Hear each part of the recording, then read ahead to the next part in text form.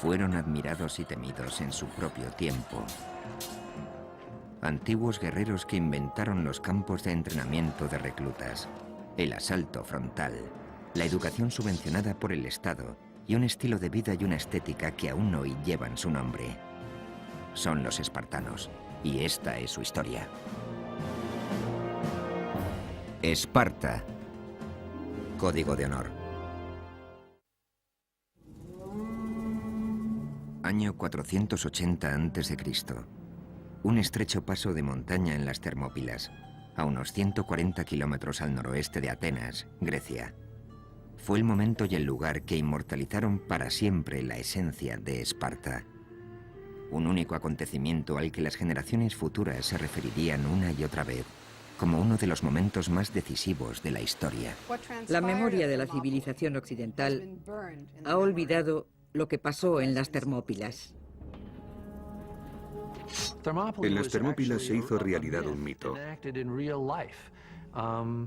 Ni el propio Shakespeare hubiera podido urdir una historia clásica tan perfecta. Una falange de 7.000 soldados griegos avanzaba hacia el ejército invasor persa, formado por varios cientos de miles de hombres.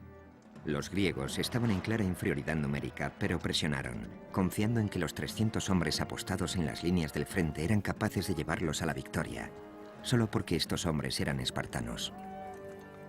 Un soldado espartano aislado es tan bueno como cualquier otro soldado. Pero si reunimos a un grupo de soldados espartanos, tendremos un ejército mejor que cualquier otro en el mundo. La sola vista del símbolo del ejército espartano, la lambda, estampado en una pared de escudos, a menudo bastaba para asegurar la victoria. No podía compararse a ninguna otra en el mundo. Fue la cultura militar por excelencia de toda la historia de las sociedades civilizadas. Aún en enorme desventaja numérica, los griegos consiguieron detener el ataque persa mediante un combate que se prolongó 2 días enteros. Al final, el rey de Esparta, Leónidas, reconoció que la derrota era inevitable. Ordenó entonces a los miles de soldados griegos que quedaban que pusieran a salvo sus vidas. Pero hasta el último de los 300 espartanos mantuvo su posición y luchó. Solo porque eran espartanos. La resistencia en las Termópilas alimentó la moral griega y encolerizó a los persas, que recibieron un claro mensaje: no os mezcléis con nosotros. La resistencia de los espartanos en las Termópilas se convirtió en el clásico ejemplo de caso en el que se pierde la batalla, pero se gana la guerra. Las Termópilas han permanecido en la historia como algo grande, casi como una palabra clave para referirnos al concepto de entregar la propia vida, incluso desafiando a la muerte. Aquellos soldados lucharon con ahínco en una batalla perdida, solo para defender su dignidad y su país. Se convirtieron en la fuerza militar más impresionante que el mundo haya conocido. Para producir este tipo de hombres, hombres que luchaban tan metódicamente enfrentándose a una muerte inminente, se requería una sociedad muy especial. Los espartanos son el reflejo de un aspecto crucial de la naturaleza humana: la búsqueda de la pureza, del orden, de la armonía. Una búsqueda que nos da el valor suficiente para no temer a la muerte, que nos impulsa a luchar a cualquier precio por un ideal como la libertad. Si bien hoy se piensa en Atenas como en la cuna de la civilización occidental y el cenit de la cultura griega, era Esparta a quien muchos de los griegos de la Edad de Oro dedicaban su admiración. Estaban verdaderamente considerados como el sumum de la civilización griega, pero representaban una utopía en el sentido de que estaban entregados al ideal de virtud, de servicio a la comunidad, de desinterés y de unidad. Lo que más valoraban las ciudades-estado griegas era la libertad respecto al intervencionismo exterior, el sentido de pertenecer a un sitio y el éxito en la batalla. Esparta era rica en estos 3 valores. Durante el dominio de Esparta, la antigua Grecia era un conjunto de más de 1000 comunidades con gobierno propio, denominadas ciudades-estado. Una ciudad-estado es una ciudad que a todos los efectos prácticos funciona como un estado o un país con su gobierno propio, su ejército propio, su armada propia y sus propias leyes. Estos estados se distribuían por todas partes. Muchos de ellos fueron muy significativos para la cultura griega. Los orígenes de Esparta se remontan al siglo XII a.C., época de grandes cambios en el mundo antiguo, cuando el poder egipcio languidecía y daba paso al florecimiento del segundo imperio babilónico. Según la leyenda griega, Esparta nació fruto de la violencia y la conquista, cuando en el 1150 a.C., los invasores del norte, que se creían descendientes de Hércules, iniciaron su avance hacia el sur para reivindicar lo que ellos consideraban tierras de sus ancestros. Cuando el rey Lacedemón tomó la península central, le puso Laconia en su propio nombre. A su capital principal la nombró Esparta, como su reina.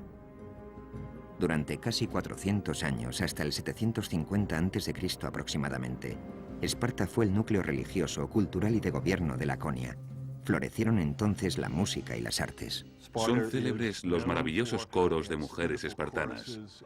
Además, Esparta contaba con una magnífica cerámica con la que comerciaban y eran famosos por sus trabajos en bronce.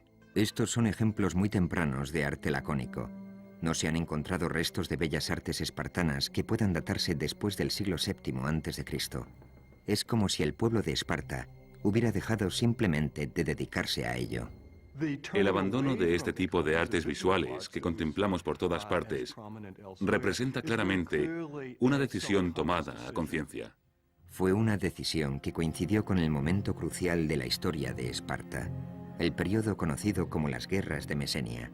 Todo comenzó con una explosión demográfica que obligó a Esparta a buscar nuevas tierras y nuevos recursos alimenticios.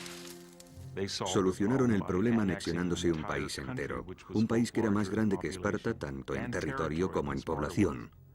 Este capricho del destino determinaría el curso de la historia de Esparta para los siguientes 300 años. La tierra que eligieron para conquistar fue Mesenia, una comunidad dórica aislada en la parte occidental. No había nada que hiciera de Esparta un caso particular y extraño hasta la conquista de Mesenia y la historia posterior. Mesenia contaba con ricas tierras de cultivo y una floreciente economía agrícola. Allí es donde crecen hoy en día los famosos olivos de Kalamata. Además, Mesenia se encontraba rodeada por abundantes reservas de hierro, el material más preciado por los griegos para el equipamiento militar. Esparta necesitaba Mesenia, pero los mesenos no se rindieron fácilmente. Se produjo una guerra larga y cruel. Los espartanos no consiguieron sofocar ni fácil ni rápidamente la resistencia de los mesenos. La dificultad inicial era simplemente topográfica. Había que atravesar el monte Taygeto, un pico de unos 2.500 metros, pero por supuesto no iban a remontarlo sino a rodearlo, lo cual supone dar más vuelta y una marcha muy larga. Estaban muy lejos de la base. El pueblo de Mesenia se encontraba en proceso de creación de su propia cultura como ciudad-estado. Resistieron, intentaron conservar su independencia, pero los espartanos acabaron derrotándolos. Los espartanos necesitaron casi 100 años para someter completamente a los mesenos, pero al final, en el siglo VII a.C., Esparta acabó teniendo bajo su control un territorio de 8.000 kilómetros cuadrados y convirtiéndose en la ciudad-estado más grande del imperio griego. Obligaron a los mesenos a trabajar la tierra como esclavos campesinos llamados hilotas. Los hilotas eran una especie de campesinos arrendatarios. Cada hilota contaba con una granja de cuya producción anual debía dedicar una parte a un amo espartano. Cada amo espartano estaba a cargo de una granja de hilotas. Pero el hilota no era posesión del amo como esclavo en toda regla, ya que no podía ser vendido ni comprado. Ninguna otra ciudad-estado intentó esclavizar a todo un pueblo griego. Mesenia contaba con 250.000 habitantes aproximadamente y la sociedad espartana estaba formada por unos 10.000 soldados espartanos, así que estaban en clara desventaja numérica. Esparta debería considerarse como un país bajo sitio, comparable en cierto modo a la actual Israel, salvando las numerosas diferencias, por supuesto. Pero espartanos e israelíes tienen en común que no podían permitirse el lujo de ignorar sus necesidades de seguridad. La situación requería que los espartanos remodelaran su sistema de arriba a abajo. Redactaron nuevas normas que controlaban cada aspecto de las vidas de sus ciudadanos.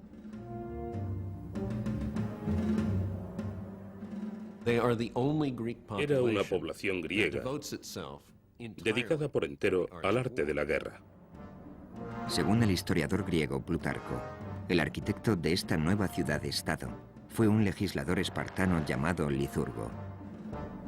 Se sabe que Licurgo viajó por todo el Mediterráneo, recogiendo lo mejor de los sistemas militares de Creta, Jonia y Egipto. Además, recibió inspiración divina del oráculo de Delfos, donde, según se cuenta, Apolo le transmitió directamente su consejo. A partir de estas nuevas directrices de disciplina, Esparta poco a poco fue transformándose en una gran sociedad militar.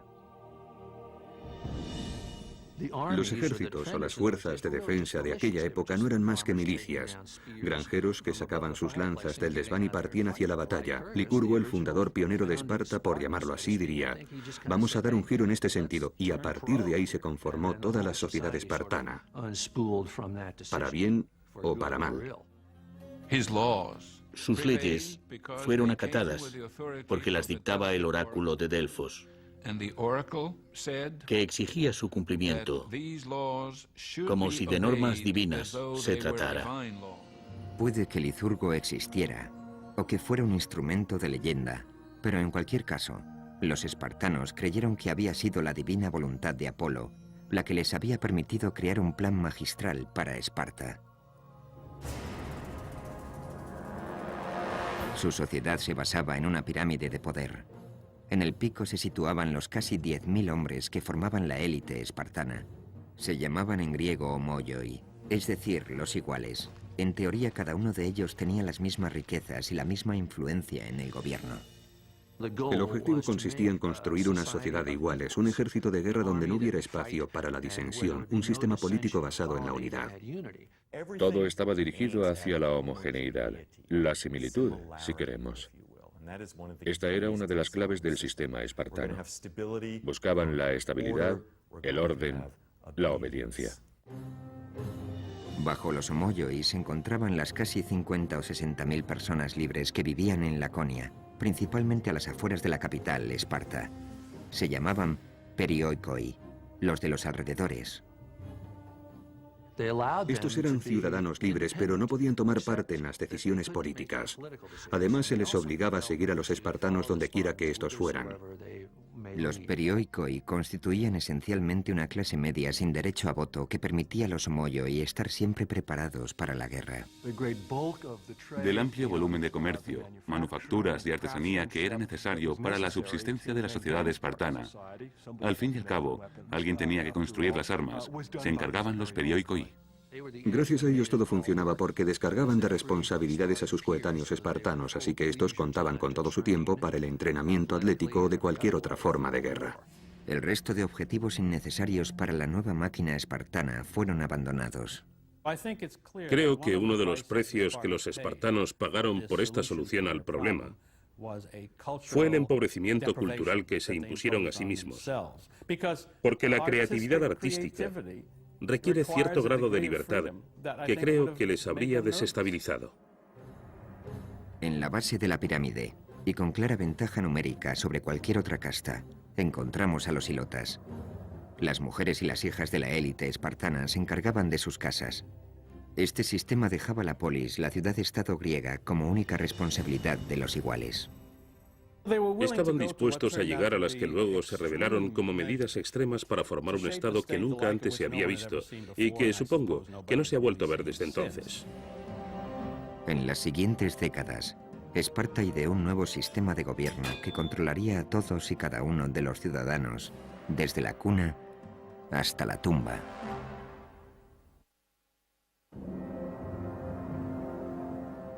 En el siglo VII a.C., Esparta era un caso único entre los cientos de ciudades-estado que rodeaban el Egeo. En todas las polis griegas, el Estado ejercía un control sobre las vidas de sus ciudadanos mucho mayor del que actualmente estaríamos dispuestos a tolerar. Pero Esparta lo superaba con creces. En ninguna otra ciudad-estado el intrusismo del gobierno alcanzaba el nivel que en Esparta. Era un control desde la cuna hasta la tumba.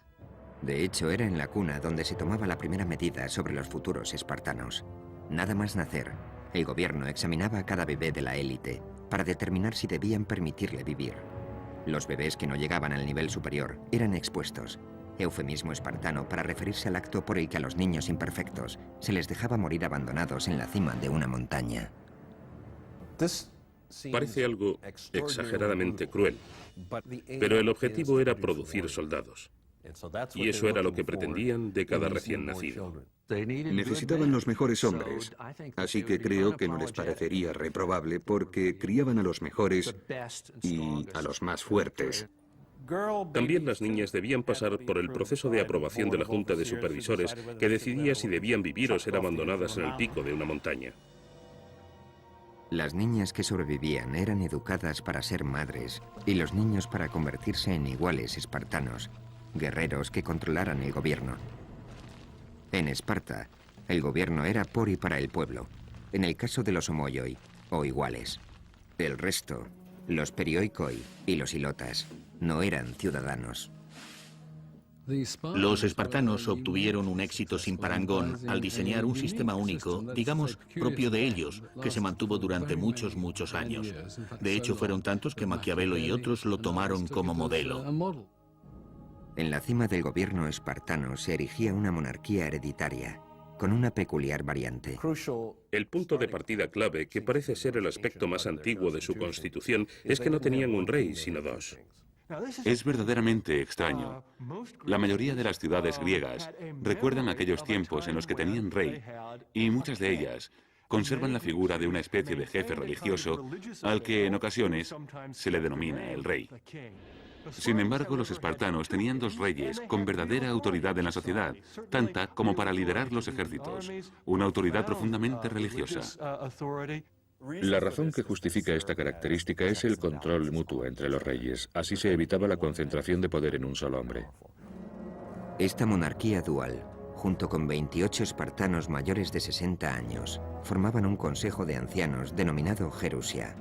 La Gerusia aplicaba las políticas y funcionaba como tribunal penal supremo. Esparta era, en cierto modo, una sociedad gerontocrática. Los gobernantes eran ancianos y había puestos disponibles solo para ellos. Una de las razones que explican esto es que si sobrevivías como para hacerte mayor en un entorno espartano, es que eras verdaderamente fuerte. Por debajo de Gerusia estaba la Asamblea de Ciudadanos, constituida al completo por iguales espartanos cuyas edades superaban siempre los 30 años.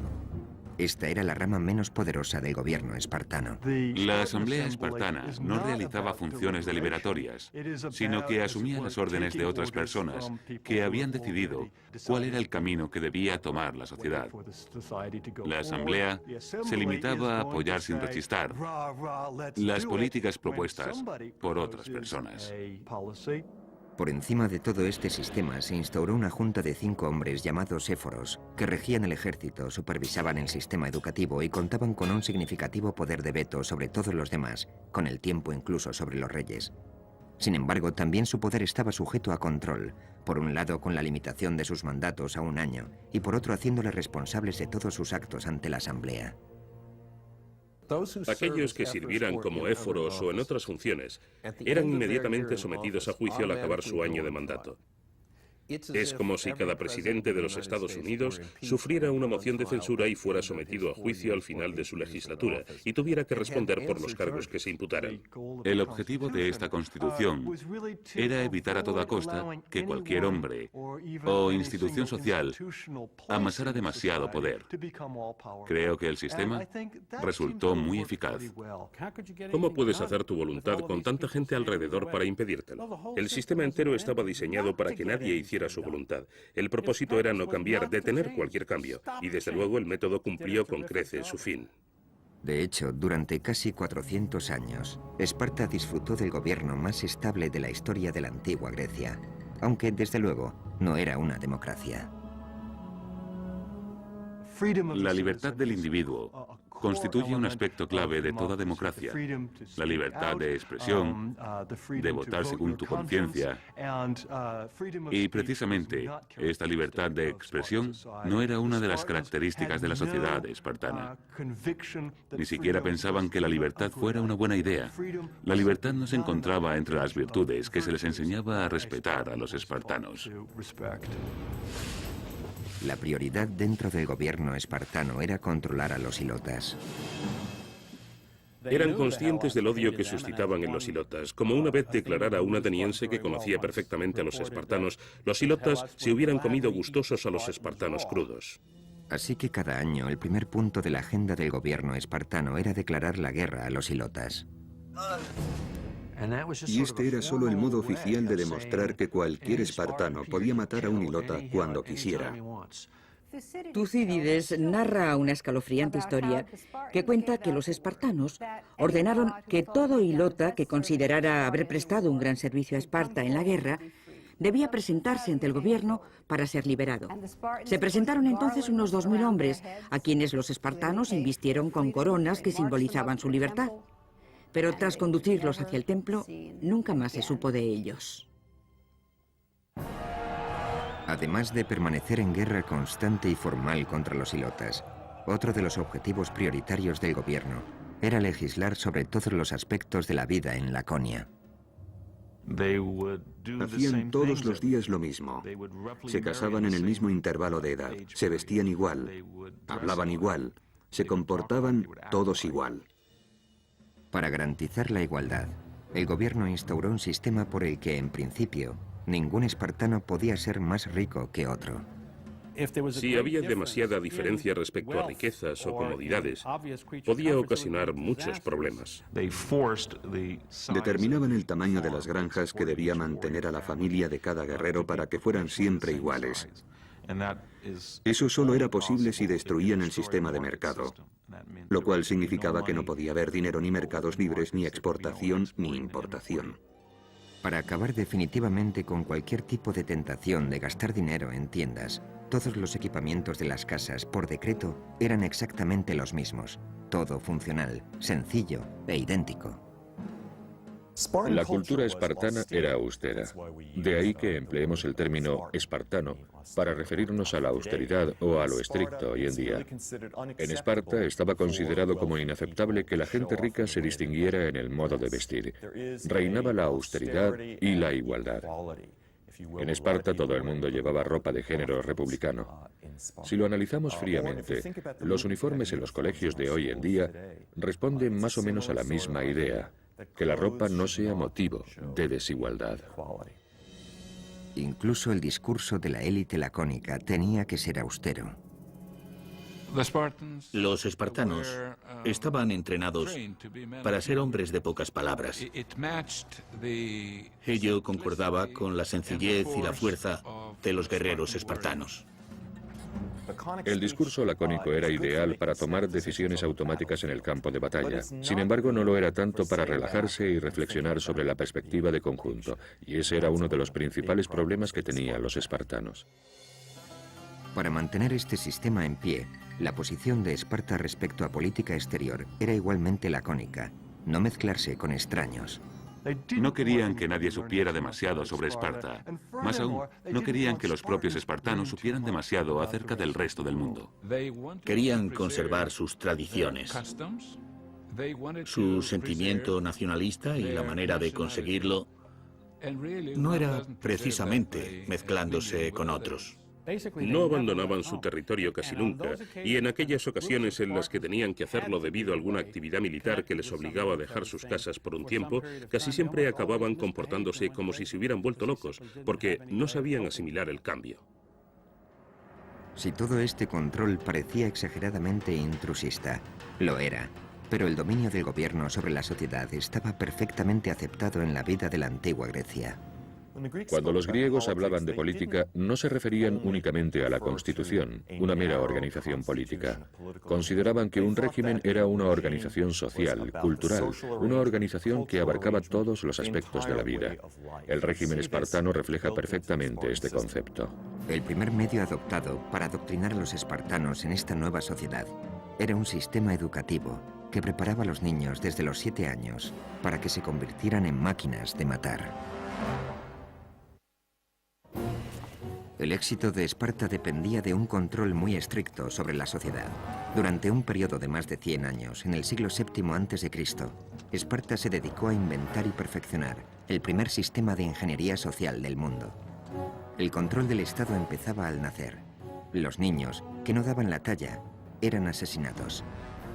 A los superiores se les adoctrinaba, se les entrenaba y se les formaba para convertirlos en una fuerza militar que debería controlar a los ilotas, el pueblo esclavizado de Mesenia. Al tener una población poco numerosa esclavizando a una más numerosa, resultaba imprescindible, según el modo de ver espartano, que cada espartano fuera cualitativamente superior a 10 o 12 mesenos.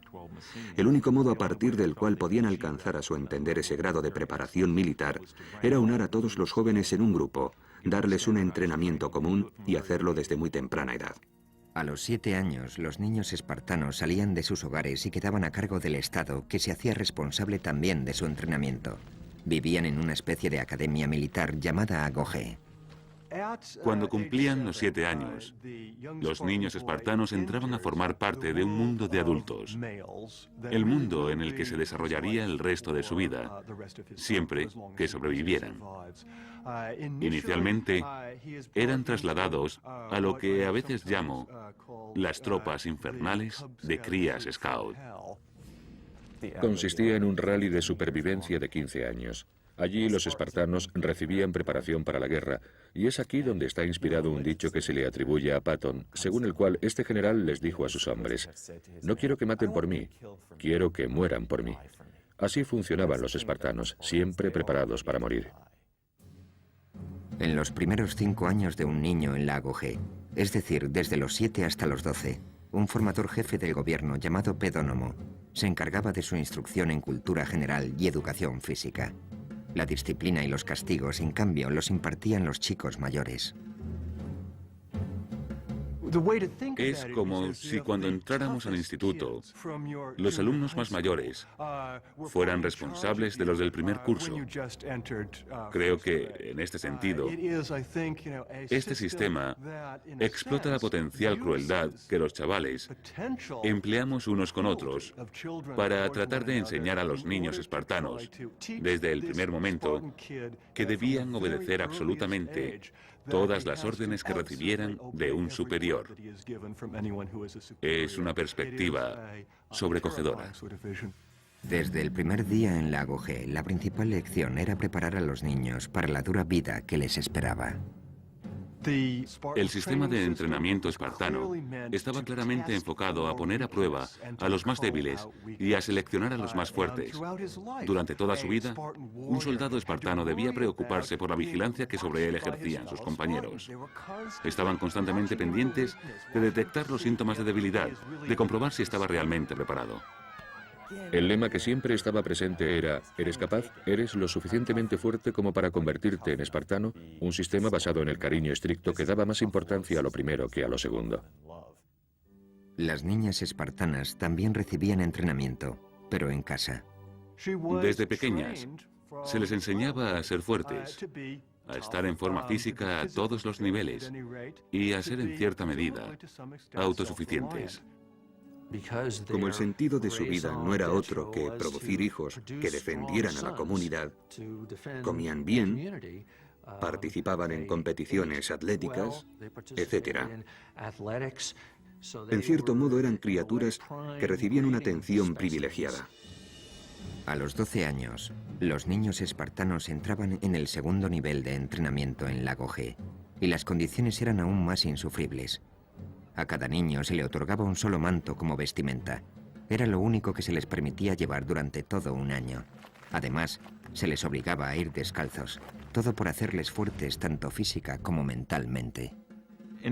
Cualquiera que haya estado en invierno en Laconia sabe que la sola idea de tener que ir descalzos y con un manto como único abrigo podría matar a cualquier norteamericano actual en cuestión de minutos. Cansados y muertos de frío. Además, los niños estaban hambrientos. De cocinar las cenas, si se puede llamar cocinar, se encargaban los ilotas. preparaban comidas nada apetitosas.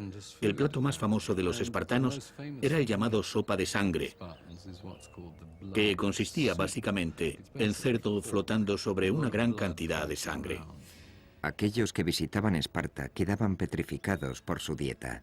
Como prueba nos ha quedado la descripción que hizo un sibarita visitante del norte. Vino a Esparta y después de probar la sopa dijo: ahora entiendo por qué los espartanos están tan dispuestos a morir. La sopa no solo estaba mala, sino que encima era insuficiente. El alimento bastaba para sobrevivir, pero no para ser felices. Enseguida aprendían que si querían comer hasta saciarse, hasta sentirse llenos, tenían que aprender a robar el alimento.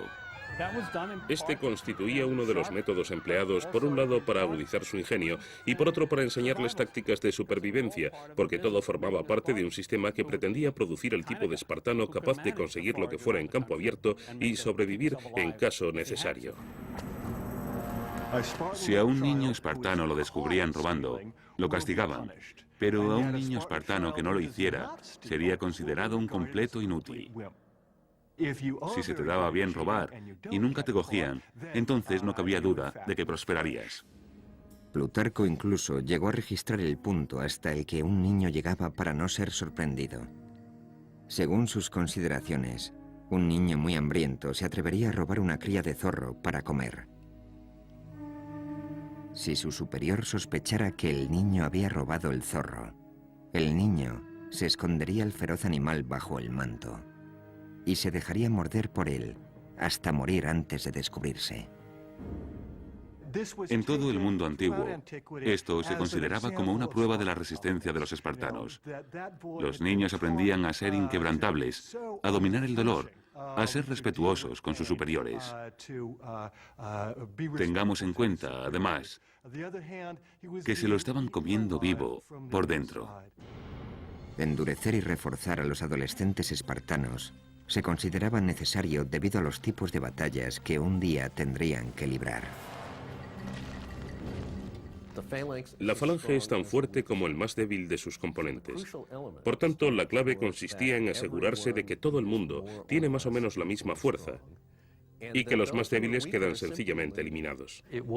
De los espartanos se decía que eran el único país para el que las cosas parecían ponerse más fáciles cuando iban a la guerra. La vida en Lago G era un continuo proceso de selección. A los niños se les exigía que pasaran una prueba tras otra, de fuerza, de flexibilidad, de resistencia y de astucia. Los fallos se castigaban muy duramente. En el festival anual que se celebraba en el templo de Artemisa Ortia, los espartanos se reunían para ver una prueba que podríamos llamar agarrar el queso. Los jóvenes de Esparta se dividían en dos grupos. Uno intentaba robar el queso que se apilaba sobre el altar y otro, armado con látigos, intentaba impedírselo. En esta especie de melee, en ocasiones incluso se producía alguna muerte. Muchas cosas por las que los jóvenes espartanos estaban obligados a pasar parecen presagios de los aspectos más crueles de las novatadas que se hacen en nuestros días. De hecho, había muchos niños espartanos que cuando las pruebas finalizaban no las habían podido pasar y habían perecido. Es una competición constante en la que todo el mundo está sometido a juicio, clasificado, y de la que salen ganadores que reciben varios honores y disfrutan de ciertas ventajas. Así que ahí tenemos a los espartanos, entrenados para ser iguales a los demás, para sacrificar todo por el bien común y a la vez para ser superiores a la generalidad. Para aconsejarles en su camino durante el entrenamiento, a cada chico espartano se le ordenaba tomar un mentor, un hombre mayor cuya relación con el niño se prolongaría de por vida. El mentor asumía la responsabilidad de supervisar al niño que estuviera a su cargo, de asegurarse de que el entrenamiento era el adecuado y de comprobar que tanto sus modales como el carácter del niño recibían la atención necesaria. En la actualidad, los expertos se encuentran debatiendo acerca de si la intimidad de esa amistad incluía o no relaciones sexuales. En muchas situaciones en las que las mujeres quedan excluidas de participación, ya sea en el ejército o en cualquier otro campo, creo que existen muchas más posibilidades de que se den relaciones homoeróticas. Se supone que cualquier posible relación sexual que hubiera existido siendo niño el estudiante se terminaría al alcanzar la edad adulta. Pero también se supone que seguirían siendo muy amigos. Y esa red de amistad entre personas que han sido mentores y pupilos o amantes era parte del nexo que mantenía tan unida la sociedad espartana. Así que siempre que el ejército espartano partía para la guerra, habría hombres que tendrían la relación personal más íntima posible entre sí, lo cual les mantendría igualmente unidos en el campo de batalla. La cuestión de la cohesión de las unidades pequeñas, es un aspecto crucial en el arte de la guerra. ¿Puede alguien imaginarse algo más unido que una tropa formada por hombres de este tipo? A medida que un espartano se hacía mayor, iba introduciéndosele en dos nuevas y distintas, pero eminentemente prácticas experiencias: el matrimonio y el asesinato a sangre fría.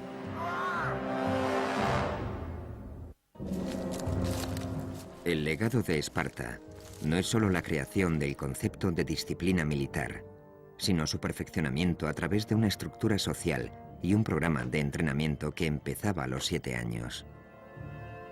A los 20, la mayoría de los jóvenes espartanos obtenían la licenciatura en un sistema e ingresaban en otro, uno que formaría parte de sus vidas hasta que murieran. Pero antes de licenciarse, los espartanos debían pasar una última prueba de fuego. Los estudiantes que más prometían eran seleccionados para unirse a la Criptia, una fuerza de seguridad secreta dedicada a liquidar a los ilotas por la razón que fuera. Los miembros de la Criptia vivían fuera de Esparta. Sobrevivían por sus propios medios y se servían del cobijo que les proporcionaba la noche para cortar gargantas. La criptia podría considerarse como una readaptación de un ritual humano. Todos sabemos de la existencia de multitud de sociedades que exigen la superación de un reto excepcional para demostrar que se es un hombre. Simplemente que la versión espartana implicaba matar al enemigo. La criptia era el método que tenían los espartanos para seleccionar a sus mejores y más brillantes guerreros, con el fin de que hicieran la vida completamente imposible al pueblo, sobre el que se apoyaba toda la sociedad espartana. Si eras un hilota especialmente guapo o conocido por tus innovaciones agrícolas, si eras un hilota considerado poco común por la razón que fuera, entonces estabas condenado a pasarte la vida temiendo que la criptia descubriera por qué destacabas y acabara contigo.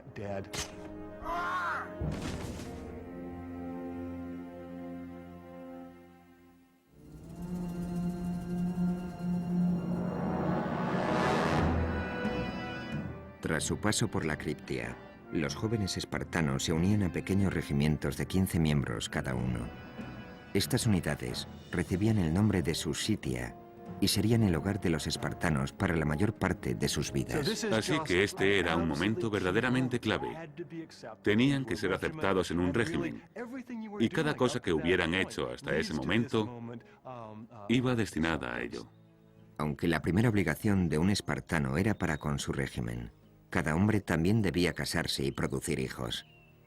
Para el mundo exterior, esto podría considerarse uno de los aspectos más placenteros de la vida de Esparta, ya que las mujeres espartanas estaban consideradas como unas de las más bellas del mundo. Después de todo, Helena de Troya era de origen espartano. Pero para los hombres y las mujeres espartanos que apenas tenían contacto entre ellos de niños, el cortejo y el matrimonio constituían tan solo otra obligación más para con el Estado, que requería algunos de los rituales más extraños de la sociedad espartana. Estamos hablando prácticamente de dos sociedades distintas, y sus rituales de cortejo eran un reflejo de ello. Los matrimonios se convenían. No se celebraba ceremonia de boda. En su lugar, las nupcias tomaban forma de secuestro ritual. A la novia se le cortaba el pelo y se la vestía con un manto varonil, y luego el novio, para consumar el matrimonio, debía entrar a hurtadillas en la casa al caer la noche. Así daba comienzo el matrimonio, la vida de casados. Un modo particularmente triste, a mi entender. De hecho, el único momento en que los hombres recién casados podían acudir a su casa era por la noche, y con el solo propósito de dejar embarazadas a sus mujeres. Esto formaba parte de la ley de Licurgo, mantener la pasión viva poniéndoles difícil el encuentro a los amantes, convertirlo en una aventura, hacerles entrar a hurtadillas en secreto por la noche y luego, tan pronto como hubieran consumado su amor, el hombre debía volver al lugar donde dormía junto con los demás jóvenes. Así se dice que no era nada fuera de lo común que un marido espartano no viera a su mujer a plena luz del día hasta los 30 años. Al analizar estos controles exhaustivos sobre los impulsos humanos que formaban parte de todo el sistema, nos damos cuenta de que estamos hablando de una sociedad muy extraña. Según la ciudad-estado, el fin del matrimonio era tener hijos, preferiblemente varones. El único modo en que un espartano podía conseguir que su nombre se grabara en su tumba era haber muerto en una batalla por Esparta. El único modo en que una mujer podía conseguir lo mismo era haber muerto dando a luz. La reproducción resultaba tan importante que los espartanos recorrían distancias inimaginables para asegurarse de que sus mujeres tenían el mayor número posible de niños saludables. También se producían curiosidades muy extrañas, por cierto, como que los hombres propusieran a chicos jóvenes a quienes ellos consideraban mejor dotados para que tuvieran relaciones con sus mujeres, pensando que así esa descendencia sería mejor que ellos mismos. En este tipo de tendencia eugenésica, la idea de contar con un espartano puro y de que éste debía continuar la línea genética de espartanos constituía el centro de todas las preocupaciones. Todos estos controles sobre el matrimonio y la familia estaban destinados a evitar que los hombres se distrajeran de su auténtico propósito: la instrucción y el entrenamiento, la hostigación a los ilotas y la conservación de la propia superioridad espartana. Si los espartanos pensaban en lo más profundo de su corazón que eran puramente hombres de virtud, o si en su interior se decían, ojalá pudiera pasar de vez en cuando un fin de semana en Atenas para divertirme por fin, no lo sabremos nunca. Pero lo que sí sabemos es que los espartanos crearon una imagen de sí mismos como de seres satisfechos al 100% con sus vidas perfectamente virtuosas. La gran ironía, sin embargo, fue que aunque contaban con el ejército mejor entrenado del mundo, los espartanos no lo empleaban para enfrentarse a otros ejércitos. Era una máquina militar magnífica, pero la actitud de los espartanos parecía ser la de no arriesgarla, no usarla. Contemplémosla. Pulamos los escudos y no los usemos a menos que sea estrictamente necesario. Fue un sistema que funcionó extraordinariamente bien en Esparta durante 2 siglos.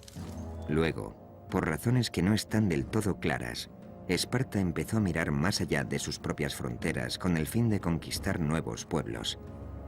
Quizá la máquina de guerra sufría el peligro de quedarse obsoleta por el desuso. Quizá simplemente anhelaban participar en una guerra de verdad. Los espartanos pensaban que sus 2 grandes enemigos, los argivos y los tegeos, iban a ser muy fáciles de derrotar. Además, estaban preparados para expandirse, como lo estaban para anexionar más territorios a su sistema. Al mismo tiempo, en el horizonte, empezaba a perfilarse la verdadera amenaza contra la supremacía espartana. Una nación de más de 1 millón de soldados cuyo único pensamiento era conquistar Grecia, los persas. A principios del siglo V, empezarán primero con la conquista de la parte griega de Jonia en Asia Menor y luego volverán su mirada hacia el gran continente. Así se explicará el curso de la historia de Grecia durante los 2 siglos siguientes. Durante las generaciones venideras, todo el mundo griego sentiría la amenaza persa. La manera en que Esparta y Atenas reaccionaron a dicha amenaza dividiría y uniría el mundo griego.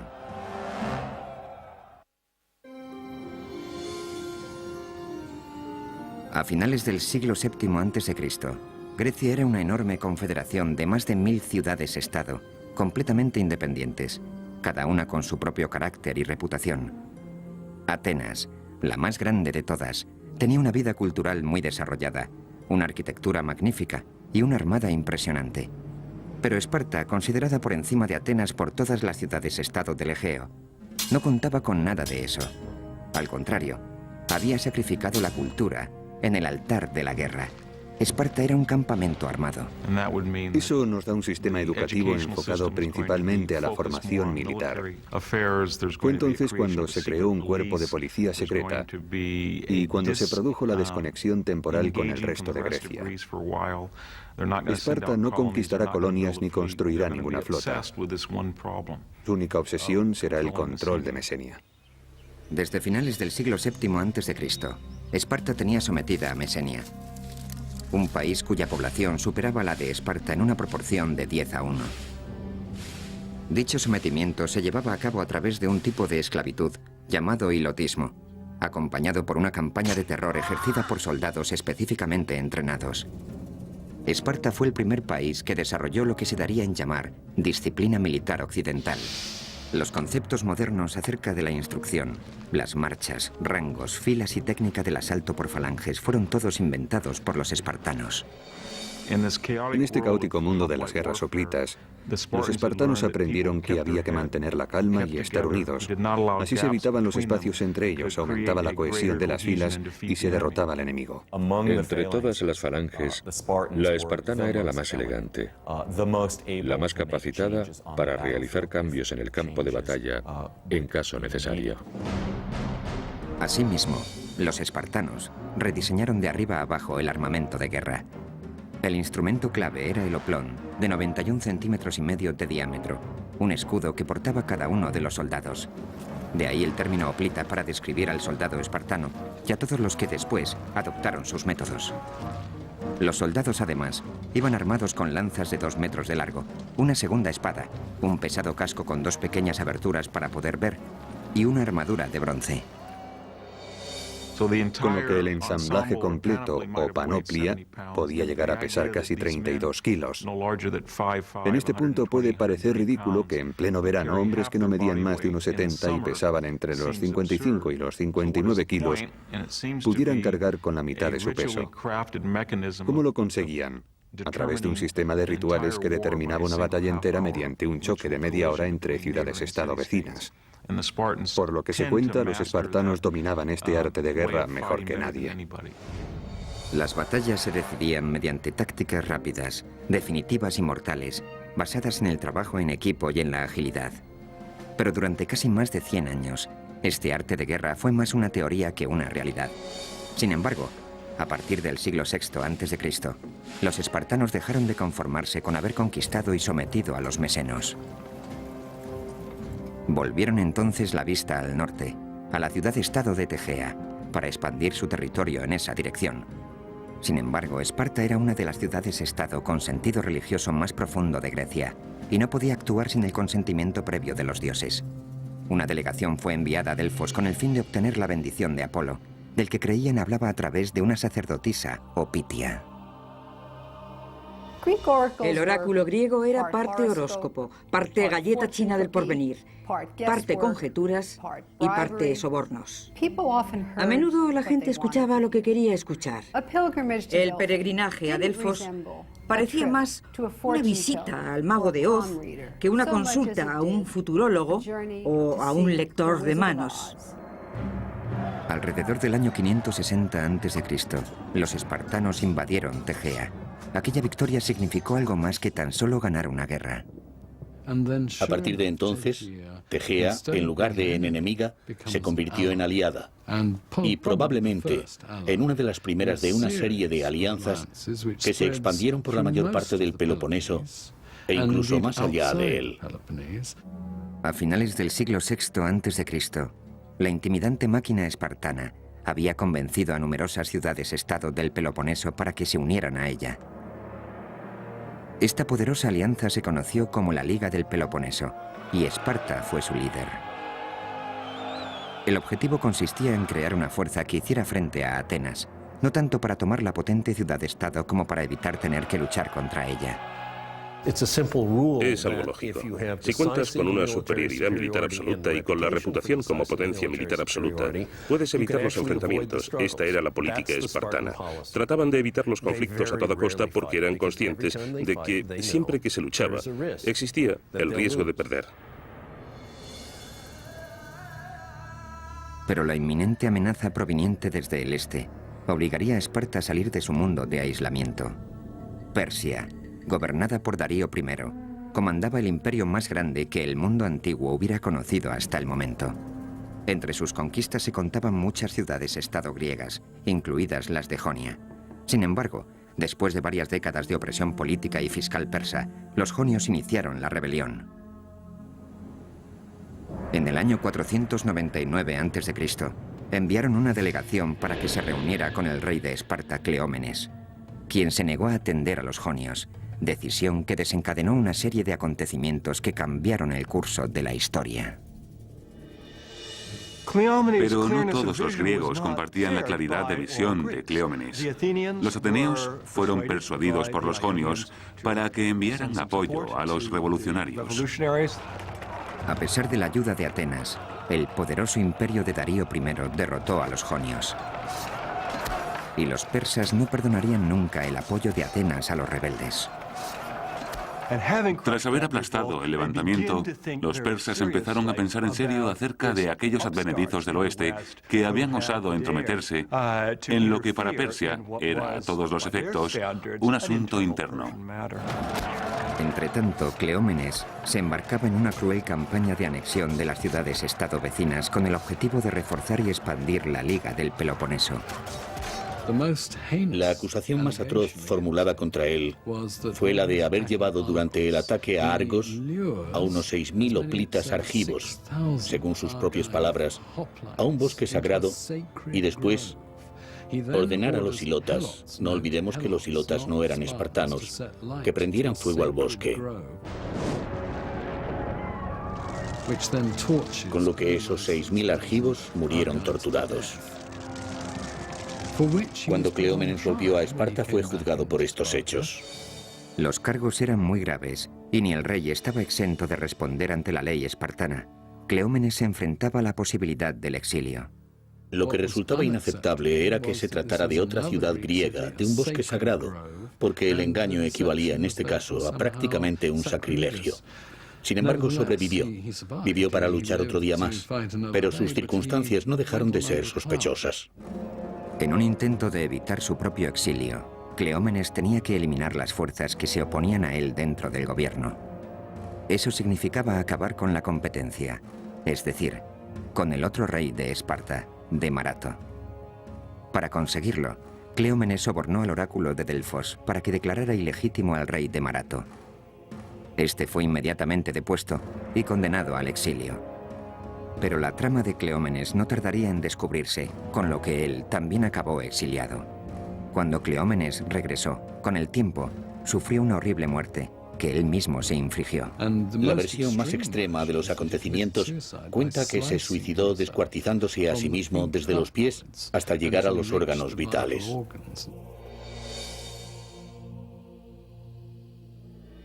Cleómenes, que sería conocido por siempre como Cleómenes el Loco, fue sustituido por el rey Leónidas, un hombre que llevaría a los espartanos hasta donde nunca habían llegado tras enfrentar a todo el mundo antiguo en una guerra de proporciones épicas.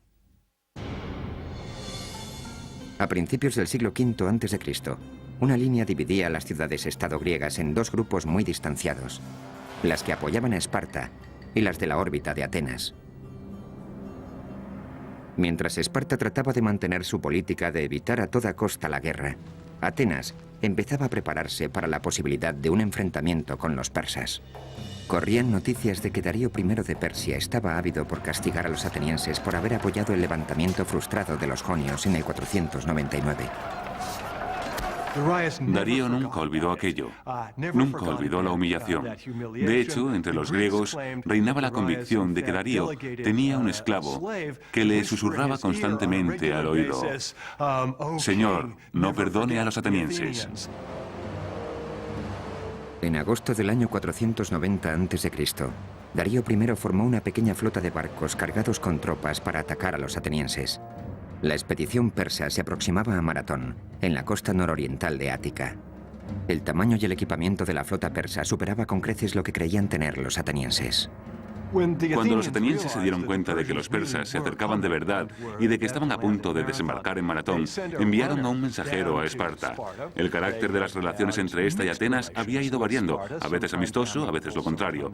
Pero los atenienses reconocían que Esparta era la potencia militar más importante de Grecia. Según cuenta la historia, el mensajero recorrió 225 kilómetros en 2 días, solo para que los espartanos acabaran contestando que enviar tropas suponía interrumpir las fiestas cárneas, una ceremonia sagrada dedicada a Apolo. Esparta prometió enviar refuerzos cuando las fiestas hubieran acabado, 10 días después. Los atenienses tuvieron que hacer uso de todas sus fuerzas. Enviaron todos los hombres disponibles, unos 9.000 efectivos de infantería armados al completo, que se cuadraron ante las tropas persas, seguramente 2 o 3 veces más numerosas que ellos, en la llanura de Maratón. Durante varios días, atenienses y espartanos se vigilaron desde la distancia al calor del sol de agosto. Al final, cuando empezaron a avistarse los refuerzos espartanos, el general Miltíades ordenó un ataque sorpresa sobre el enemigo. El ejército persa quedó hecho jirones. Los equipados hoplitas atenienses demostraron ser más de lo que los hombres de infantería persas, solo ligeramente armados, podían asimilar. La masacre fue irremediable. A todo esto, los atenienses habían enviado otro mensajero de nuevo a Atenas para anunciar su victoria. Tras la heroica victoria conseguida por los atenienses, llegó por fin una tropa de refuerzo de 2.000 hoplitas espartanos, pero no había quedado nadie contra quien luchar. Cuando el ejército espartano llegó a Maratón, los atenienses les mostraron satisfechos los cadáveres de los persas a quienes habían abatido con toda facilidad. Eso fue algo que los espartanos recordarían siempre. Mientras tanto, los persas empezaron a tramar su venganza. En el año 486 a.C., Darío I eligió a su hijo, Jerjes, para que lo sucediera. Jerjes planeó minuciosamente una nueva y mucho más elaborada invasión de Grecia, un plan que tardaría años en poner en práctica. Hacia el año 481 o 480 se hizo obvio que Jerjes llevaba unos 4 años movilizando a una enorme fuerza, quizá de unos 250.000 hombres de la flota y del ejército de tierra, para incurrir en Grecia bien preparados. Ante esto, los espartanos, los atenienses y otro pequeño contingente de ciudades-estado se reunieron para programar un contraataque. Debatieron ampliamente la estrategia, antes de acabar nombrando al almirante espartano Euribíades para comandar tanto las fuerzas de tierra como las navales. Por un lado, los espartanos eran muy arrogantes. Se decían a sí mismos, si los peleles de los atenienses pudieron con los persas en Maratón, ¿qué no podremos hacer los espartanos? Por otro, los más cultivados pensaban, no hay por qué temer a los persas, porque aunque sean muchos, no son soldados de infantería especialmente destacables, mientras que nosotros somos los mejores del mundo. En la primavera del año 480 a.C., todo estaba ya preparado. Los persas, por su parte, habían reunido 46 contingentes regionales bajo el comando de 30 generales para la invasión de Grecia.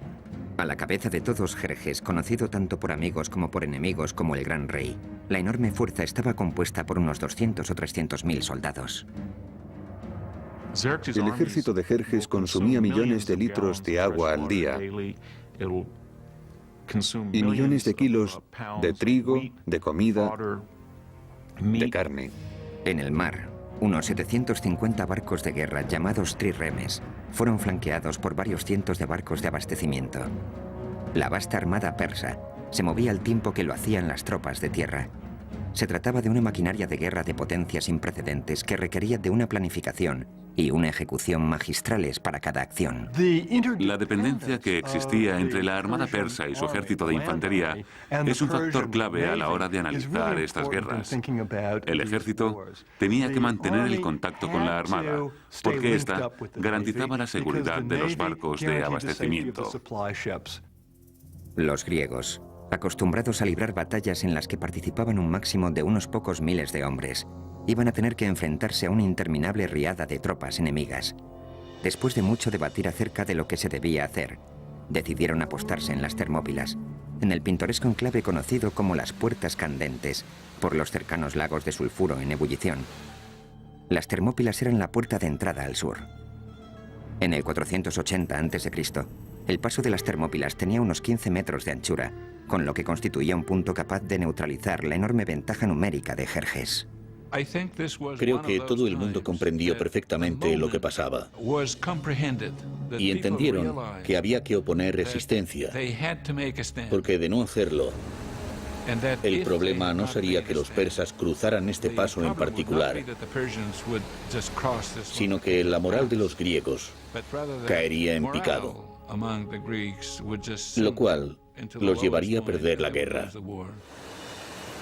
Si los griegos conseguían resistir en las Termópilas, los persas acabarían comiéndose unos a otros lejos de su casa, ya que eran como un inmenso monstruo que tenía que estar continuamente alimentándose. Los espartanos estaban al mando del rey Leónidas, un experto gracias a las muchas campañas que se habían llevado a cabo durante sus 11 años de reinado. Pero para ganar esta guerra se vería obligado a hacer el mayor sacrificio de todos. El oráculo de Delfos había pronosticado que el rey de Persia conquistaría Esparta, a menos que el rey de Esparta muriera. Leónidas era perfectamente consciente de este augurio, así como de que si los griegos oponían una contundente resistencia a los persas tras las Termópilas, se iba a producir un momento glorioso, algo que conmocionaría a todo el mundo. En un inmenso alarde de valor, Leónidas seleccionó a los hombres para la que seguro sería una misión suicida. Cuando Leónidas partió hacia las Termópilas, se llevó consigo una guardia real de 300 hombres. En este caso particular, sin embargo, la Guardia Real fue específicamente seleccionada. No solo se eligió a los hombres en función de sus méritos, sino teniendo en cuenta que cada uno de ellos dejara un hijo como descendencia. Creo que los espartanos sabían, así como Leónidas, que iban a la guerra a morir, y en realidad eso era para lo que habían sido entrenados durante toda su vida. Creo que asumieron el valor psicológico que esa hazaña tendría para el resto de los griegos que vinieran después. Creo que estaban representando una especie de obra que sirviera de inspiración al resto de Grecia. Para los espartanos, morir por su país era la forma más honrosa de hacerlo. En agosto del año 480 a.C., el gigante y poderoso ejército persa avanzó hasta el atajo que cruzaba la soleada llanura. Entonces se produjo un majestuoso despliegue de potencia y fuerza. El ejército persa, encabezado por Jerjes, era inmenso. Contaba al menos con 200.000 efectivos. Los griegos no superaban los 7.000, incluidos los 300 hoplitas de la élite espartana. El motivo por el que los espartanos enviaron una tropa tan reducida queda en su conciencia. Podrían haber sido más afortunados si hubieran mandado un ejército completo. Alegaron que esas hubieran sido sus intenciones, pero que un festejo religioso les impidió enviar más que una tropa de avanzadilla. Algunos cínicos afirman que los espartanos nunca pretendieron enviar una fuerza completa, porque sabían que iban a perder. Necesitaban hacer algo destacable, un acontecimiento espectacular, así que sacrificar 300 hombres se presentaba como la solución perfecta. Los espartanos, dirigidos por Leónidas, estaban preparados para luchar hasta la muerte. Cuando Jerjes envió un mensajero, conminando a los espartanos a que depusieran las armas, Leónidas respondió con 2 palabras: molon lave, o ven tú a cogerlas. No podía haber un contraste mayor entre dos ejércitos, no podía haber un contraste mayor entre dos sociedades. Por un lado, Jerjes en su trono, con secretarios tomando notas, y por otro, Leónidas, al frente de sus hombres. La misión del rey Leónidas era crucial: retener a los persas el tiempo suficiente como para que los generales griegos consiguieran formar sus tropas en el istmo de Corinto. Necesitaban tiempo para montar un contraataque a gran escala. Si al pesado ejército persa se le permitía pasar libremente hacia el sur, la zona central de Grecia caería seguida, sin lugar a dudas, por el Peloponeso. La idea de los griegos en las Termópilas era brillante: forzar un parón y crear problemas logísticos a esta especie de inquebrantable ejército. Cuando los griegos llegaron a las Termópilas, reconstruyeron la pared que había atravesado el paso. La idea era enviar por rotación unidades griegas que lucharan en la limitada zona que se extendía justo enfrente de la pared. Los persas no podrían emplear todos sus efectivos porque el terreno en el que los griegos pretendían luchar era muy reducido. Entretanto, el pueblo de Delfos consultaba el oráculo que les advertía que debían invocar a los vientos porque ellos serían los mejores aliados de Grecia. Tan pronto como hubieron tenido esta revelación, se desató una terrible tormenta. La magnífica armada persa se dispersó por la costa magnesia, que carecía de puerto, y allí perecieron más de 200 barcos. Jerjes montó en cólera ante la inesperada pérdida y quedó desconcertado por el nimio reto que se le proponía a su poderoso ejército en las Termópilas. El gran rey ordenó a un soldado de avanzadilla que reconociera el terreno y le informara de las dimensiones completas del enemigo.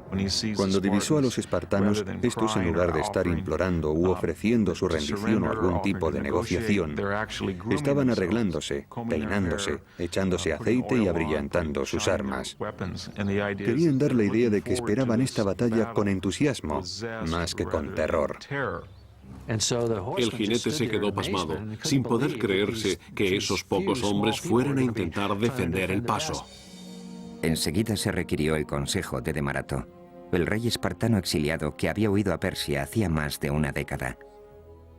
El rey Jerjes quería saber lo resistentes que podían ser aquellos hombres. Si trajéramos a uno de ellos aquí ante el tribunal, ¿podría acabar con 10 de nosotros? Demarato le dijo que hombre a hombre no, que no eran mejor que nadie, pero que en grupo, la cohesión de la unidad que iba a defender el paso se revelaría muchas veces más potente que lo que podría parecer por su número. El mensaje de Demarato era claro: no subestimar a los soldados espartanos. Llevaban la guerra en la sangre, era su modo de vida. Todo estaba listo. Tanto las fuerzas griegas como las persas se encontraban preparadas para la batalla. Lo que iba a ocurrir después marcaría el futuro de la democracia. Año 480 a.C. El verano toca a su fin. La suerte del mundo occidental está echada. En el estrecho paso de las Termópilas se han formado las líneas de la batalla que enfrentará a Grecia y a Persia. 300 espartanos, junto con sus 7.000 aliados griegos, se han atrincherado y están listos para enfrentarse a un ejército persa de al menos 200.000 efectivos. Para los espartanos se presenta como una misión suicida, pero deben parar a los persas para que Grecia pueda preparar el contraataque. Cuando el rey Leónidas partió para defender el paso de las Termópilas y supo que le esperaba la muerte, su mujer Gorgo, al despedirse le preguntó si tenía instrucciones para ella. Leónidas le dijo que se casara con un buen hombre y tuviera hijos sanos. Así eran los espartanos, siempre dispuestos a morir, preparados para morir. Consideraban que morir en combate por su país era algo verdaderamente glorioso. Así pues, en nombre del honor y de la gloria, los soldados espartanos resistieron desafiantes y serenos, incluso preparados para abalanzarse sobre la inmensa fuerza persa, de cuya presencia les había puesto sobre aviso la avanzadilla de reconocimiento. Les dijo, los arqueros persas son tantos que cuando disparan sus flechas nublan el sol. A lo que otro espartano, Diéquenes, respondió, bueno, pues libraremos la batalla en penumbra. El 18 de agosto del año 480 a.C., 4 días después de haber llegado a las puertas candentes de las Termópilas, los dos bandos se hallaban listos para el combate. El aplastante número de efectivos persas les permitió contar con toda la seguridad que un ejército podía desear. Pero las tropas bronce y carmesí espartanas se erguían desafiantes, dispuestas a luchar. Normalmente conocemos formaciones de 8 filas. El motivo que lo justifica es que las primeras 2 o 3 filas luchan porque las lanzas son muy largas. Sin embargo, la función de las filas de atrás consiste tan solo en empujar a las de delante. Así que la cohesión y el empuje de las filas de atrás resultan absolutamente tan cruciales como la destreza y la valentía de los hombres del frente. Pronto los persas se dieron cuenta de que su aparente ventaja numérica no era tal en la práctica. Una vez que se ha asumido que no es posible maniobrar y que los jinetes persas no van a poder hacer nada, entonces ya tienes el embudo. Sabes que has empujado a toda esa gente hacia un cuello de botella. Los persas tuvieron que atravesar el bronce y el hierro, cosa que nunca antes habían hecho. Los cortaron a pedazos. En los estrechos confines del paso, el pesado armamento griego, sus largas y afiladas lanzas y sus enormes escudos demostraron ser bastante eficaces contra el armamento ligero y las cortas lanzas de los persas. Fue algo escabroso. La gente gritaba, defecaba, orinaba, caía al suelo derribada, era pisoteada. Las lanzas iban rompiéndose. La batalla se convirtió en una auténtica carnicería. La falange griega era prácticamente impenetrable, y nada más caer la tarde, el campo de batalla ya parecía el infierno. Todo el paso estaba cubierto de cadáveres, y los espartanos no mostraban síntomas de desfallecimiento. La falange espartana funcionaba casi como un cuerpo de ballet, con esa agilidad de acción, esa habilidad para ejecutar con rapidez las decisiones en el campo de batalla y para moverse como una unidad. Estas eran algunas de las cosas que hacían de los espartanos unos soldados tan formidables. Jerjes estaba decidido a destruir la falange espartana y a detener el baño de sangre. Ordenó a sus guardaespaldas personales, conocidos como los Inmortales, que participaran en la lucha. Solo ellos contaban con armas capaces de hacer frente al armamento pesado de los griegos, pero no fue suficiente. Un enfrentamiento salvaje dejó a las tropas de élite del rey completamente destrozadas. Viendo cómo un velo de muerte se cernía sin piedad sobre ellos, tuvieron que detener la lucha y retirarse. La mentalidad y la ideología hoplitas puede resumirse en una sola frase: mantenerse firme o mantener la posición. La aportación de los espartanos es esa solidez, ese ser fuertes como una roca. Al caer la noche, Jerjes abandonó el combate. Su bestia colosal cayó de rodillas. Las pérdidas persas se contaban por miles. A través de la llanura ensangrentada, los griegos atendían a sus víctimas mucho menos numerosas. Leónidas caminaba entre los muertos, perfectamente consciente de que en cuestión de horas sus hombres correrían la misma suerte.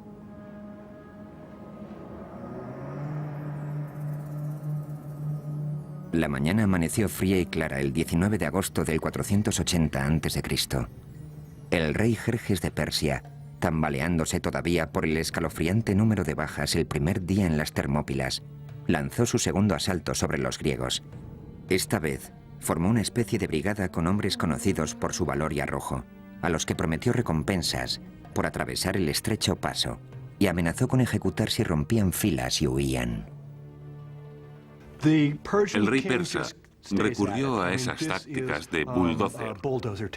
Creyó que si seguía enviando hombres, al final conseguiría romper las filas griegas. Pero una vez más, la impresionante fuerza persa no fue suficiente para derrotar a los griegos ni al cuerpo de élite espartano. La batalla proseguía a través de un sangriento segundo día y acabó convirtiéndose en otra masacre a gran escala. Los muertos y heridos persas se amontonaban en altas pilas frente a las líneas griegas. Un intenso olor a muerte impregnaba toda la escena. Los griegos también sufrieron alguna baja, pero el número de las de los persas era incontable. Resultaba demasiado desmoralizante permitir que esto siguiera indefinidamente. Desde su dorado trono en lo alto de la montaña, Jerjes observaba cómo sus mejores tropas sufrían salvajes pérdidas. Al rey no le quedó otra opción que recurrir a otro desafortunado ataque. Después de todo, el rey persa podía permitirse 50 bajas por cada una de las de los griegos sin acusarlo gravemente. Pero también era verdad que si por cada baja griega había 50 persas y eso se prolongaba durante mucho tiempo, la moral de su ejército se vería irremisiblemente afectada, así que tenía que encontrar otro camino. Entonces se produjo un punto de inflexión cuando un griego llamado Efialtes, no sin antes recibir una cuantiosa recompensa a cambio, decidió traicionar a sus compatriotas y guió a los persas a través de un paso secreto en el monte Calidromos. En griego, el nombre de Efialtes se ha convertido en la palabra más común de todos los tiempos para referirse a las pesadillas. Es la palabra griega para pesadilla. El camino que Efialtes mostró a los oprimidos soldados persas les permitió rodear el contingente griego. una táctica con la que Jerjes creía que iba a acabar venciendo por fin a sus enemigos. Los inmortales persas ascendieron a hurtadillas por la noche, y al amanecer, el sonido de sus pisadas sobre las hojas secas anunció su llegada al otro lado.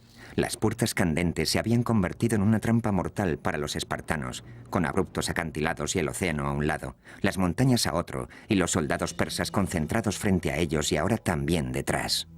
En este punto, Leónidas analizó la situación. Era el comandante en jefe de la zona de combate, así que ordenó la retirada al conjunto de griegos en las Termópilas. Los espartanos se quedarían con él. Hasta el último de ellos permaneció en su posición. Después de girar las tornas en el paso, llegó el tercer día, uno de los más memorables de la historia griega. Cansados y heridos, los dignos soldados espartanos hicieron uso por última vez de su pesado armamento. Mientras se preparaban para morir, el rey Leónidas pronunció sus últimas palabras. Desayunen copiosamente, señores, porque esta noche cenaremos todos en el infierno. En ningún momento se planteó rendirse, sino que luchó hasta que no quedó ni un solo hombre. Cuando el sol asomó entre las colinas, los espartanos y los pocos aliados que quedaban estaban siendo atacados por todos lados. No por ello dejaron de luchar con valor, lanzándose con fiera desesperación hacia el sangriento campo de batalla. Entonces el rey Leónidas fue herido de muerte, y los espartanos pelearon salvajemente para hacerse con el cadáver, y consiguieron sacarlo de allí. Al final, la noche del 20 de agosto del 480 a.C., los espartanos realizaron su último y desesperado intento de resistencia. Según se cuenta, sus armas estaban destrozadas, así que se deshicieron de ellas. Sus escudos resquebrajados, sus armaduras deshechas. Se sirvieron entonces de sus dientes, de sus manos. Se enfrentaron a puñetazos a los miles de persas que consiguieron rodearlos en una colina, y no queriendo desperdiciar más efectivos, enterraron a los griegos en un mar de flechas.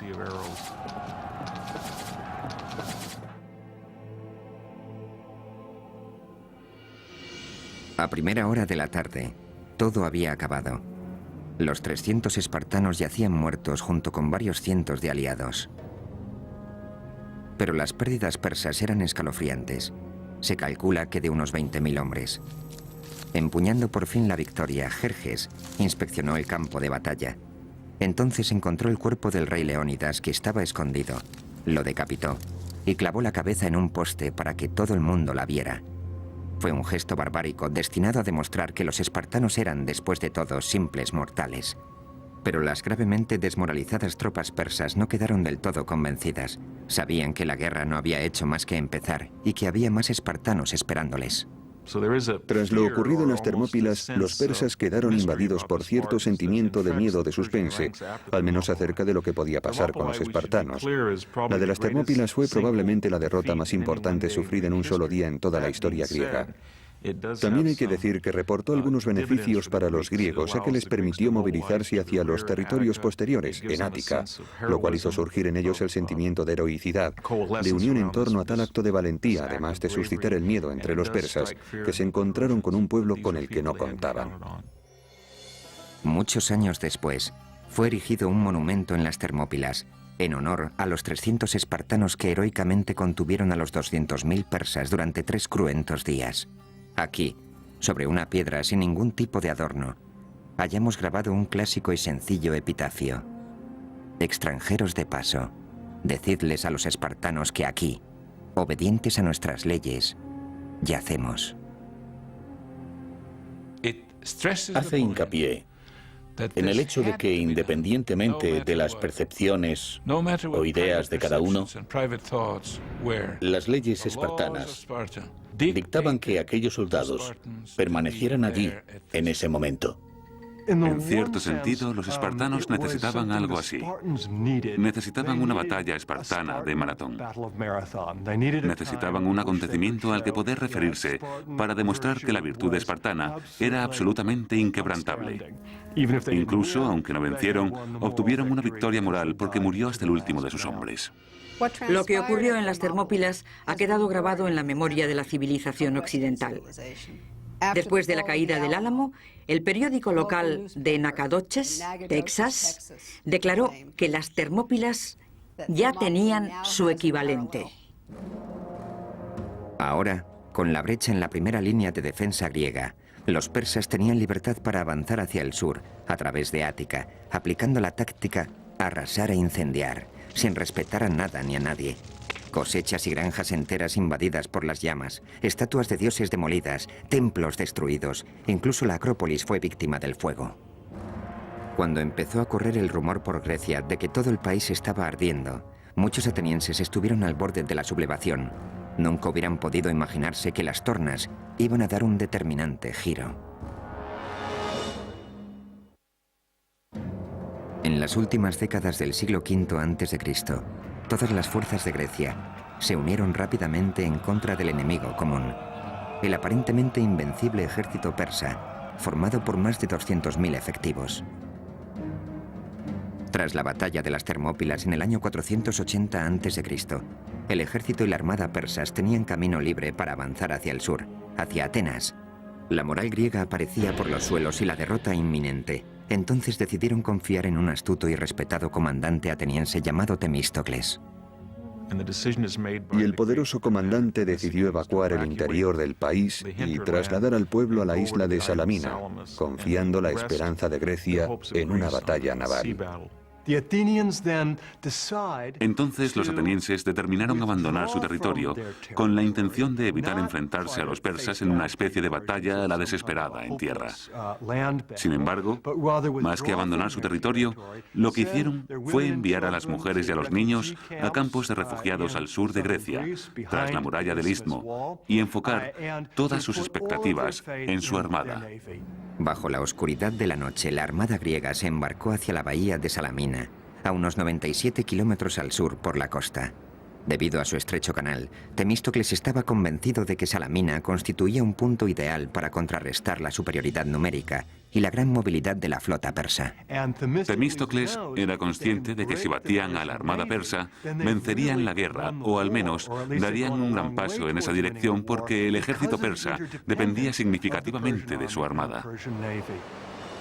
La armada griega estaba en posición. Temístocles diseñó una inteligente táctica para llevar al rey Jerjes a dar un paso fatal.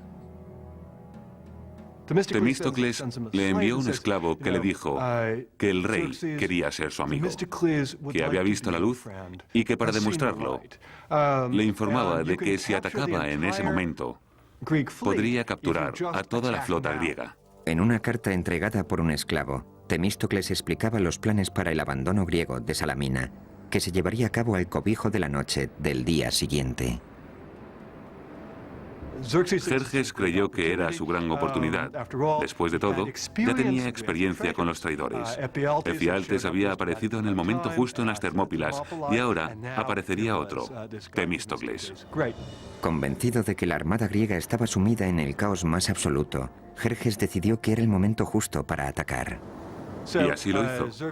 Jerjes lanzó la flota persa contra la griega en las estrechas aguas que rodean Salamina. Es decir, hizo justo lo que Temístocles esperaba. Temístocles conocía esas aguas a la perfección y había colocado su flota de manera que la estrechez pudiera servirle de ventaja. Asimismo, sabía perfectamente cuándo el viento iba a soplar por detrás de ellos y con ello el momento en el que podrían cargar con más eficacia. Entonces, cuando los persas se abalanzaron sobre ellos, los griegos atacaron también con sus barcos. Creo que esta constituyera la batalla naval más importante con respecto al número de efectivos de la historia de la civilización occidental. Mientras la flota griega avanzaba como un pulpo gigantesco desde su guarida de rocas, el rey Jerjes se encontraba a salvo en su trono dorado en las alturas del monte Egeleo. Para cuando se quiso dar cuenta de que su poderosa vanguardia estaba atrapada, tenían la soga echada al cuello. La ventaja numérica de los persas, 400 trirremes frente a los 300 griegos, quedó neutralizada por los reducidos estrechos. Todo el contingente quedó atrapado rápidamente en una especie de tapón. Los barcos persas fueron privados de su capacidad de maniobra. Una vez que consiguieron convertir la batalla en una embestida y hacer algunas incursiones, la flota persa, que ahora perecía ahogada, se convirtió en su mejor aliada. Los barcos griegos enviaron marinos, hoplitas, que saltaban de barco en barco, dejando tras ellos una estela de sangre. Probablemente el índice de bajas de esta sea el más grande que se haya producido en una única batalla naval en toda la historia. El número de persas que se ahogaron en la costa de Ática ascendería hasta los 60.000. Fue un desastre sin precedentes para los persas y una victoria rotunda para los griegos. Los cadáveres y los restos de los barcos no dejaban ver el agua. Los persas perdieron unos 200 barcos, mientras que los griegos solo unos 40. Jerjes estaba encolerizado y humillado. Como resultado de la batalla de Salamina, Jerjes y todo su ejército tuvieron que salir de Grecia. Era imposible dejar a su ejército en Grecia a menos que pudiera garantizar su reabastecimiento. Con la pérdida del control en el mar, la pérdida de dominio sobre el agua, resultaba muy arriesgado. Así que tuvo que evacuar al grueso de su ejército. Pero el primo de Jerjes, el general Mardonio, fue designado personalmente para dirigir la guerra en Grecia. Con una fuerza de primera formada por 30.000 hombres, Mardonio se trasladó hacia el norte, hacia Tesalia, donde contaban con suministros suficientes para que sus hombres sobrevivieran al invierno. Entretanto, volvía a surgir el recelo entre Atenas y Esparta. Los atenienses, que sufrieron el mayor número de bajas en las batallas navales, esperaban un quid pro quo por parte de los famosos soldados hoplitas espartanos y querían que lanzaran un asalto en tierra contra los persas. Mardonio supo de las profundas desavenencias que separaban a su enemigo e intentó aprovecharse de ellas. Uno de los vasallos de Jerjes, un rey macedonio, fue enviado a informar a atenienses y espartanos de que si se iban sin más, Jerjes los trataría con dignidad. Los atenienses, creyendo que así obligarían a Esparta a movilizar su máquina militar al completo, consideraron el trato. Los atenienses dejaron que a Esparta llegara la velada amenaza de que si no venían para defender Ática, si no se movían hacia Beocia, ellos se rendirían. O peor, los atenienses insinuaron lo impensable, una alianza con Persia. En este punto, los impasibles y escurridizos embajadores espartanos decidieron que el juego de ajedrez político debía terminar. Los griegos se unirían para librar la batalla definitiva contra Persia, cerca de la ciudad de Platea. Tenían que ir todos en la misma dirección. Fue entonces cuando el liderazgo espartano saltó a primer plano. Los espartanos estaban ahora bajo las órdenes no de un rey, sino de un regente, Pausanias. En el verano del 479 a.C., las fuerzas persas habían visto su número reducido en más de 50.000 efectivos. Hacia el sur, Esparta movilizó a 5.000 de sus mejores soldados y Atenas contribuyó con una tropa adicional de unos 8.000. Entonces, los espartanos armaron a 35.000 hilotas mesenos, ofreciéndoles la libertad a cambio de su arrojo en el campo de batalla. Pausanias parecía tener una capacidad nata para organizar. Tenía mucha visión militar y algo quizá más importante, un sentido único para mantener unido de manera diplomática a este inmenso ejército en conflicto interno constante que era la fuerza griega. Seguramente nadie más que un espartano podría haber conseguido sacar todo adelante en tales circunstancias. Durante 11 días, los comandantes rivales se mantuvieron en sus respectivas posiciones sobre la llanura de Platea. Mardonio y la caballería persa, al norte, Pausanias y la infantería griega, al sur. Finalmente, en los albores del día siguiente, los persas rompieron aquella quietud lanzando un contundente ataque. La caballería persa tenía capacidad para infligir verdaderos daños iniciales sobre las fuerzas griegas. Los griegos se vieron obligados a volver a desplegar sus tropas. Aunque los 5.000 hoplitas espartanos solo suponían el 10% de la fuerza aliada, su disciplina, su resistente armadura y sus afiladas lanzas hacían que su presencia fuera abrumadora. Creo que una vez que los persas decidieron atacar a la infantería sobre la llanura de Platea, no había más que Mardonio o lo que el más alto mando persa pudiera hacer, porque al final iba a ser una cuestión de hombres con barras de mimbre y lino intentando cargar contra filas de lanzas. Y no había ejército en el mundo capaz de hacerlo a excepción del espartano. La feroz contienda crecía en intensidad, y los espartanos, armados hasta los dientes, convirtieron el campo de batalla en un reguero de sangre. Los persas fueron descuartizados como ganado. Los espartanos constituyeron la clave del éxito griego en la batalla de Platea. Fue una batalla hóplita, y los espartanos contaban con el ejército hóplita más potente de Grecia. Lucharon con todas sus fuerzas. Si Salamina representa la victoria por excelencia de los atenienses, una victoria en el mar, Platea es la victoria por excelencia de los espartanos, la victoria en tierra. Todo acabó cuando el general persa Mardonio murió. Los hombres de su guardia personal huyeron para salvar la vida, mientras que los pocos soldados persas que quedaron fueron esparcidos a los cuatro vientos. Las pérdidas griegas fueron mínimas, alrededor de los 1000 hombres. Sin embargo, las tropas persas, que una vez alcanzaron los 50.000 efectivos, sufrieron una derrota definitiva. Como fuerza de combate, dejaron de suponer una amenaza, terminando así para siempre con el sueño del rey Jerjes de conquistar Occidente.